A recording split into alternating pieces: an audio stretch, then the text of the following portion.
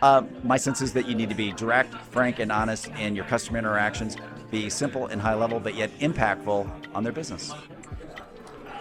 I think one of the biggest mistakes new entrepreneurs make is trying to go after too broad a market. I think one mistake that entrepreneurs can make is to focus too broadly. The focus has to be get one idea across the goal line. Finish one idea, right? It's not move one idea 80% down the way and not score, not meaning generate revenue, and then move two or three other ideas along with it. You have to generate revenue.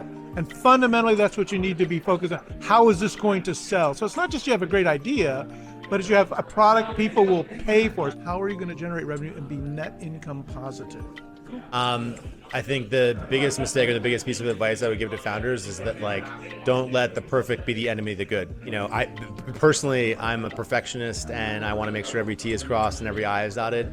And that's not how you build a successful company. You gotta sometimes sacrifice speed for perfection and quality, and just keep moving forward relentlessly, one foot in front of the other every day. Okay, my favorite mistake that I would avoid if I did this again, or when I do this again, is hire operational and administrative support earlier. We're a deep tech company. I have invested every single dollar in product and engineering and thought I can manage HR and ops and all the administration, but in reality I should be selling and raising. I waited way too long to hire support on that front, and now I know more about employment laws across the 50 states than I ever wanted to, and it's a skill set I don't even want to use. You should hire support. It's worth every penny.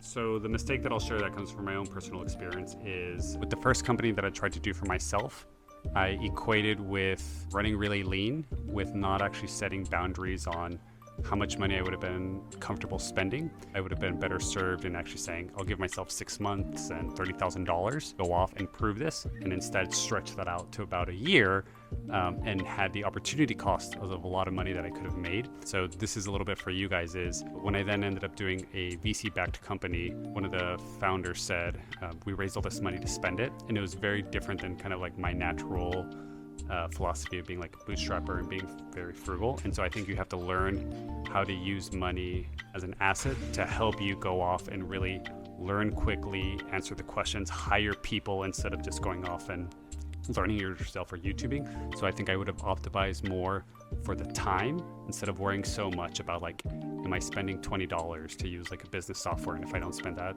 I'm keeping more money in my bank account. So I would optimize for time and your ability to actually move quickly and learn versus money, because you can always go off and work more and earn more money before you die. Don't hire a VP of sales until you have $1 million or more in revenue.